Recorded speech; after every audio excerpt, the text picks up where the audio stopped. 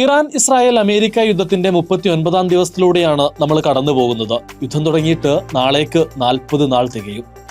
അപ്പോൾ ഈ ഒരു യുദ്ധത്തിൽ ഏറ്റവും നിർണായകമായിട്ടുള്ളൊരു ദിവസമാണ് ഇന്ന്. അമേരിക്കൻ പ്രസിഡന്റ് ഡൊണാൾഡ് ട്രംപ് നൽകിയിട്ടുള്ള ഒരു അന്ത്യശാസനം ഇന്ന് നിലനിൽക്കുന്നുണ്ട്. രാത്രി 8 മണി അമേരിക്കൻ സമയമാണത്.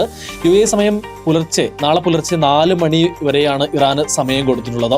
ഈ സമയത്തിനുള്ളിൽ ഹോർമുസ് കടലിടുക്ക് തുറക്കണം, ന്യൂക്ലിയർ പരിപാടികളിൽ നിന്ന് പിന്മാറണം, അതുപോലെ തന്നെ അമേരിക്ക പറയുന്ന നിർദ്ദേശങ്ങളെല്ലാം അനുസരിച്ചുകൊണ്ട് കീഴടങ്ങുക എന്ന തരത്തിലുള്ള ഒരു മുന്നറിയിപ്പാണ് അമേരിക്കൻ പ്രസിഡന്റ് ഡൊണാൾഡ് ട്രംപ് ഇറാന് നൽകിയിട്ടുള്ളത്. ഇത് അംഗീകരിക്കാത്ത പക്ഷം ഇറാനിലെ പവർ പ്ലാന്റുകളും അതുപോലെ തന്നെ സകല സംവിധാനങ്ങളും നശിപ്പിച്ച് നാമാവശേഷമാക്കുമെന്നുള്ള മുന്നറിയിപ്പാണ് ട്രംപ് നൽകിയിട്ടുള്ളത്. 4 മണിക്കൂർ കൊണ്ട് ഇറാനെ ഇല്ലാതാക്കാൻ കഴിയുമെന്നുള്ള കാര്യമാണ് അദ്ദേഹം പറയുന്നത്. ഒപ്പം തന്നെ അദ്ദേഹം പറയുന്നുണ്ട് ഇറാൻ വലിയ പോരാളികളാണ് എന്നുള്ള കാര്യവും പറയുന്നുണ്ട്. എന്തായാലും ഇതിന് ഒരിക്കലും അനുകൂലമായിട്ടുള്ള ഒരു നിലപാടല്ല ഇറാൻ സ്വീകരിച്ചിട്ടുള്ളത്. ഇറാൻ പറയുന്നത് ഇങ്ങനെ താൽക്കാലികമായിട്ടുള്ള ഒരു പിൻവാങ്ങലോ അല്ലെങ്കിൽ ഇത്തരത്തിൽ ഒരു പിന്നോക്ക് പോക്കോ അവർ ഉദ്ദേശിക്കുന്നില്ല. അവർ പറയുന്നത് ഹോർമുസ് കടലിടുക്കിൽ അവർക്ക് നിയന്ത്രണത്തോടെ അല്ലെങ്കിൽ അവർക്ക് ആ പണം കിട്ടുന്ന രീതിയിലുള്ള ഒരു സംവിധാനമാണ് വേണ്ടത്. അതുപോലെ തന്നെ സമാധാനം നിലനിർത്താനുള്ള തീരുമാനങ്ങൾ വേണം. പിന്നീട് ആക്രമണം അതിവേഗത്തിൽ തന്നെ അവസാനിപ്പിക്കണം. ഇനി ആക്രമണങ്ങൾ ഉണ്ടാവരുത്. ഇതുവരെ സംഭവിച്ച ആക്രമണങ്ങൾക്ക് നഷ്ടപരിഹാരം വേണം എന്നീ നിർദ്ദേശങ്ങളാണ് ഇറാൻ പ്രധാനമായിട്ടും മുന്നോട്ട് വെച്ചിട്ടുള്ളത്. സ്വാഭാവികമായിട്ടും അമേരിക്ക ഇതുമായി ബന്ധപ്പെട്ട് അനുകൂലമായിട്ടുള്ള ഒരു തീരുമാനം എടുക്കില്ല എന്നുള്ള കാര്യം ഉറപ്പാണ്. എന്തായാലും ഇന്ന് UAE സമയം പുലർച്ചെ 4 മണി എന്നുള്ളത് ഏറെ നിർണായകമാണ് എന്നുള്ള കാര്യത്തിൽ ഒരു സംശയവുമില്ല. എന്തായാലും UAE സംബന്ധിച്ച് ഇന്ന് പറയുകയാണെങ്കിൽ ഇന്ന് ഇപ്പോൾ അല്പസമയം മുൻപ് ഷാർജയിലെ അൽ തുറായ ടെലികമ്മ്യൂണിക്കേഷൻസ് കേന്ദ്രത്തിന് നേരെ ഒരു ആക്രമണം ഉണ്ടായി എന്നുള്ള റിപ്പോർട്ടുകൾ പുറത്തു വരുന്നുണ്ട്. അവിടെ 2 പാകിസ്ഥാനി സ്വദേശികൾക്ക് ചെറിയ പരിക്കേറ്റു എന്നുള്ള റിപ്പോർട്ടുകളും പുറത്തു വരുന്നുണ്ട്. UAE സംബന്ധിച്ച് അതുപോലെ തന്നെ ഏറ്റവും സന്തോഷകരമായിട്ടുള്ള ഈ യുദ്ധം തുടങ്ങിയതിനു ശേഷം ഏറ്റവും സമാധാനപരമായിട്ടുള്ള ഒരു ദിവസം കൂടെയാണ് കടന്നു പോയിട്ടുള്ളത്. കാരണം ഇത്രയും ദിവസത്തിനിടയ്ക്ക് കഴിഞ്ഞ ദിവസം UAE പ്രതിരോധിച്ചത് 11 ഡ്രോണുകളും അതുപോലെ തന്നെ ഒരു ബാലിസ്റ്റിക് മിസൈലും മാത്രമാണ്. സാധാരണഗതിയിൽ വളരെ വലിയ തോതിലുള്ള നമ്മൾ ഓരോ ദിവസവും കണക്കുകൾ പറയുന്ന സമയത്ത് തന്നെ നിങ്ങൾക്ക് മനസ്സിലാവുമല്ലോ, വലിയ തോതിലുള്ള ആക്രമണങ്ങൾ, അതായത് വലിയ പ്രതിരോധങ്ങളാണ് UAE പല സമയത്തും തീർക്കാറുള്ളത്. പക്ഷേ കഴിഞ്ഞ ദിവസം വളരെ ചെറിയ രീതിയിലുള്ള ആക്രമണമാണ് UAEക്ക് നേരെ ഉണ്ടായത്. അതെല്ലാം തകർക്കുകയും ഒന്നുപോലും UAEയുടെ മണ്ണിലേക്ക് വീഴാതെ സംരക്ഷിക്കുകയും ചെയ്തു എന്നുള്ളത് എടുത്തു പറയേണ്ടതാണ്. കഴിഞ്ഞ 24 മണിക്കൂറിനിടെയുള്ള കണക്കുകളാണ് ഇപ്പോൾ പറയുന്നത്. അതുപോലെ തന്നെ UAEയിലേക്ക് ഇതുവരെ എത്തിയത് 2221 ഡ്രോണുകളും 26 ക്രൂയിസ് മിസൈലുകളും 520 ബാലിസ്റ്റിക് മിസൈലുകളുമാണ് ഈ ദിവസത്തിനിടയ്ക്ക് UAEയിലേക്ക് എത്തിച്ചേർന്നത് എന്നുള്ളതും നമ്മൾ മനസ്സിലാക്കണം. അല്ലെങ്കിൽ അതിനെയെല്ലാം പ്രതിരോധിച്ച് ഈ രാജ്യം കരുത്ത് കാട്ടുന്നുണ്ട് എന്നുള്ള കാര്യവും നമ്മൾ മനസ്സിലാക്കണം. അതിനിടെ മറ്റൊരു പ്രധാനപ്പെട്ട കാര്യമുണ്ട്. ലബനോനിൽ ഇസ്രായേൽ ആക്രമണം ശക്തമാക്കുന്നു എന്നുള്ളതാണ്. ലബനോന്റെ തെക്കൻ പ്രദേശത്തിന്റെ വലിയൊരു ഭാഗം തന്നെ ഇപ്പോൾ ഇസ്രായേൽ പിടിച്ചെടുത്തു എന്നുള്ള റിപ്പോർട്ടുകൾ പുറത്തു വരുന്നുണ്ട്. അതിനിടെ പിന്നീട് മറ്റൊരു പ്രധാനപ്പെട്ട കാര്യം, ഇറാനിലെ പല കേന്ദ്രങ്ങൾക്ക് നേരെയും ഇസ്രായേലിന്റെ ഭാഗത്ത് നിന്ന് ആക്രമണം ഈ ഒരു ദിവസങ്ങളിൽ ഉണ്ടായിരുന്നു. പ്രത്യേകിച്ച് റെയിൽവേ ലൈൻ, അതുപോലെ തന്നെ മറ്റു ചില വ്യോമ പ്രതിരോധ സംവിധാനങ്ങൾ തുടങ്ങി ഒരുപാട് മേഖലയ്ക്ക് ആക്രമണം ഉണ്ടായി എന്നുള്ള റിപ്പോർട്ടുകൾ ഉണ്ടായിരുന്നു. നേരത്തെ തന്നെ ഇസ്രായേൽ ഒരു മുന്നറിയിപ്പ് ഇറാനിലെ ജനങ്ങൾക്ക് നൽകിയിരുന്നു.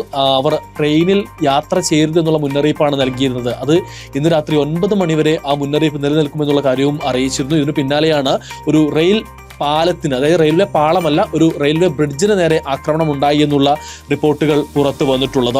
എന്തായാലും ഇറാനിലെ പല കേന്ദ്രങ്ങൾക്ക് നേരെയും വ്യാപകമായിട്ടുള്ള ആക്രമണം നടക്കുന്നു എന്നുള്ള റിപ്പോർട്ടുകൾ പുറത്തു വരുന്നുണ്ട്. പല അന്താരാഷ്ട്ര മാധ്യമങ്ങളും അവിടെ നിന്ന് വലിയ ശബ്ദങ്ങൾ പുറത്തു വരുന്നു എന്നുള്ള റിപ്പോർട്ടുകൾ പറയുന്നുണ്ട്. അതേസമയം തന്നെ ഇറാനിലെ ജനങ്ങൾ ഇത്രയും ദിവസമായിട്ട് ഇന്റർനെറ്റ് ഇല്ലാതെ ഒരു ഒറ്റപ്പെട്ട ലോകത്ത് ജീവിക്കുന്ന ഒരു ഗതികെട്ട അവസ്ഥയിലാണ് എന്നുള്ളതും നമ്മൾ മനസ്സിലാക്കേണ്ട ഒരു സാഹചര്യമാണ് ഉള്ളത്. അതിനൊപ്പം തന്നെ ഇറാനിൽ ഇങ്ങനെയൊരു ആക്രമണമൊക്കെ ഇറാന് നേരെ ആക്രമണം ഉണ്ടാവുകയാണെങ്കിൽ പ്രതിരോധം ശക്തമാക്കുമെന്നുള്ള കാര്യം IRGC അറിയിച്ചിട്ടുണ്ട്. തങ്ങൾക്ക് നേരെയുള്ള ആക്രമണത്തിന് അതേ രീതിയിൽ മറുപടി നൽകുമെന്നുള്ള കാര്യമാണ് ഇറാൻ പറഞ്ഞിട്ടുള്ളത്, ഇറാന്റെ IRGC പറഞ്ഞിട്ടുള്ളത്. എന്തായാലും ഇങ്ങനെയുള്ള മുന്നറിയിപ്പിന് പിന്നാലെ ഇന്ന് ബഹ്റൈനും സൗദി അറേബ്യയും തമ്മിൽ ബന്ധിപ്പിക്കുന്ന കിങ് ഫഹദ് കോസ്വേ താൽക്കാലികമായി കുറച്ചു നേരം അടച്ചിടുന്ന ഒരു സാഹചര്യം ഉണ്ടായിരുന്നു. പിന്നീട് അത് തുറന്നു കൊടുക്കുകയും ചെയ്തിരുന്നു. എന്തായാലും ഈ ഒരു സംഘർഷവും പ്രശ്നങ്ങളും ഒക്കെ ഒരു ഭാഗത്ത് പോകുന്നുണ്ട്. അതേസമയം തന്നെ ഇറാനുമായി ബന്ധപ്പെട്ട് ഫുട്ബോൾ ലോകകപ്പ് നടക്കുന്നുണ്ട്. ഈ വർഷത്തെ ഫുട്ബോൾ ലോകകപ്പിൽ അമേരിക്കയിൽ കളിക്കാൻ താല്പര്യമില്ല, അങ്ങോട്ട് വരാൻ കഴിയില്ല എന്നുള്ള കാര്യം ഇറാൻ ഫിഫയെ അറിയിച്ചിട്ടുണ്ടെങ്കിലും ഫിഫ അതിന് അനുകൂലമായിട്ടുള്ളൊരു മറുപടി ഇതുവരെ നൽകിയിട്ടില്ല. അങ്ങനെയാണെങ്കിൽ ഒരുപക്ഷെ ഈ ലോകകപ്പിൽ നിന്ന് ഇറാൻ പിന്മാറുന്ന ഒരു സാഹചര്യം ഉണ്ടാകാനുള്ള സാധ്യതയുമുണ്ട്. എന്തായാലും അതുമായി ബന്ധപ്പെട്ട് പറയുകയാണെങ്കിൽ മറ്റു ചില കാര്യങ്ങൾ കൂടെയുണ്ട്. ഈ UAE-യുമായി ബന്ധപ്പെട്ട കാര്യം കൂടി ഇതിൻ്റെ ഇടയിൽ വന്നിട്ടുണ്ട്. അതായത് പിന്നെ KHDA സ്കൂൾ പഠനവുമായി ബന്ധപ്പെട്ട് ചില നിർദ്ദേശങ്ങൾ നൽകിയിട്ടുണ്ട്. അതിൽ പ്രധാനമായിട്ടും പറയുന്നത് ഓൺലൈൻ പഠനം തുടരുമെന്നുള്ള കാര്യം തന്നെയാണ്. അതിൽ അധ്യാപകർ കുട്ടികൾക്ക് ആവശ്യമായ നിർദ്ദേശങ്ങളും പഠനവുമായി ബന്ധപ്പെട്ട എല്ലാ കാര്യങ്ങളും പറഞ്ഞു കൊടുക്കും. അത് അധ്യാപകർക്ക് തന്നെയാണ് നിർവഹിക്കാൻ സാധിക്കുക.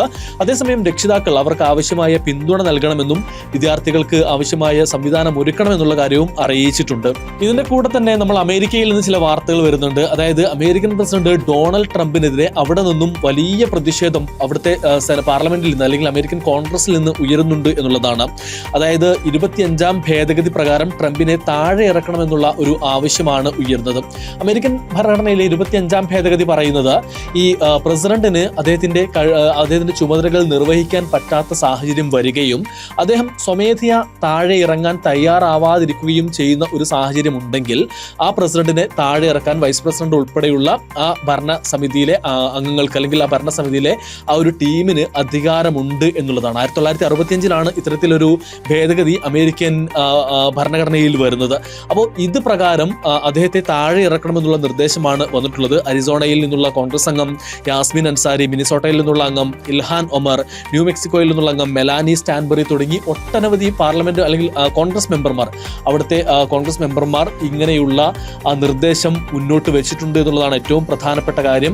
അതുപോലെ തന്നെ മുൻ റിപ്പബ്ലിക്കൻ നേതാക്കന്മാരും ഇത്തരത്തിലുള്ള നിർദ്ദേശം മുന്നോട്ട് വെച്ചിട്ടുണ്ട്. ട്രംപിനെ അവിടെ നിന്നും താഴെ ഇറക്കണം, അദ്ദേഹം വലിയ യുദ്ധക്കുറ്റങ്ങളാണ് ചെയ്യുന്നത്, ഒരു തരത്തിലുമുള്ള നന്മയും നീതിയും ഒന്നും നോക്കാതെയുള്ള പ്രതികരണമാണ്, ആക്രമണമാണ് നടത്തുന്നത് എന്നുള്ള വിമർശനങ്ങളാണ് അദ്ദേഹത്തിനെതിരെ ഏറ്റവും പ്രധാനമായിട്ടും ഉയർന്നത്. അതുപോലെ തന്നെ ഈ യുദ്ധവുമായി ബന്ധപ്പെട്ട് മറ്റൊരു വലിയ മുന്നറിയിപ്പ് വന്നിട്ടുണ്ട്. അത് അന്താരാഷ്ട്ര എനർജി ഏജൻസി മുന്നോട്ട് വെക്കുന്ന ഒരു സംഭവമാണ്. 1973, 79, 2002 എന്നീ വർഷങ്ങളെക്കാൾ ഏറ്റവും വലിയ പ്രതിസന്ധിയിലേക്ക് ഈ ഒരു പക്ഷേ ലോകം പോയേക്കുമെന്നുള്ള മുന്നറിയിപ്പാണ് അന്താരാഷ്ട്ര എനർജി ഏജൻസി നൽകുന്നത്. ഈ വർഷങ്ങളുടെ കണക്കൂടെ ഞാനൊന്ന് പറയാം. 73-ല് അറബ് ഇസ്രായേൽ യുദ്ധമുണ്ടായ ഒരു സാഹചര്യമാണ്. അങ്ങനെ ലോകത്ത് അമേരിക്ക ഉൾപ്പെടെയുള്ള രാജ്യങ്ങൾക്ക് എണ്ണ കൊടുക്കില്ല എന്നുള്ള തീരുമാനം ഗൾഫ് രാജ്യങ്ങൾ എടുത്ത അല്ലെങ്കിൽ അറബ് രാജ്യങ്ങൾ എടുത്തൊരു വർഷമാണ് 73. 79 എന്ന് പറയുന്നത് ഇറാനിൽ വിപ്ലവം നടന്ന വർഷമാണ്. ആ സമയത്തും എണ്ണ അവർ വളരെ പിടിച്ചു വെക്കുന്ന ഒരു സാഹചര്യം ഉണ്ടായി. 2002-ൽ വെനസ്വേലയിൽ ഉണ്ടായ ചില പ്രതിസന്ധികളും പ്രശ്നങ്ങളും കാരണമാണ് മറ്റൊരു എണ്ണ പ്രതിസന്ധി ഉണ്ടായിരുന്നത്. ഈ 3 വർഷവും കൂട്ടിയെടുക്കുന്നതിനേക്കാൾ വലിയ പ്രതിസന്ധി ഇപ്പോഴത്തെ നിലയിൽ ഈ പ്രശ്നം മുന്നോട്ട് പോവുകയാണെങ്കിൽ ഉണ്ടാവുമെന്നുള്ള മുന്നറിയിപ്പാണ് അധികൃതർ നൽകുന്നത്. അതോടൊപ്പം തന്നെ ഇന്ത്യയുമായി ബന്ധപ്പെട്ട് ചില കാര്യങ്ങൾ കൂടെ പറയാനുണ്ട് എന്നുള്ളതാണ്. അതായത് ഇന്ത്യയിൽ ഈ ഇന്ധന സർചാർജ് വീണ്ടും വർദ്ധിപ്പിക്കാൻ എയർ ഇന്ത്യ തീരുമാനിച്ചു എന്നുള്ള വാർത്ത പുറത്തു വരുന്നുണ്ട്. വ്യോമമേഖല കടുത്ത പ്രതിസന്ധിയിലൂടെ മുന്നോട്ട് പോവുകയാണ് എന്നുള്ള കാര്യം ഇന്ത്യൻ സർക്കാരും പറയുന്നുണ്ട്.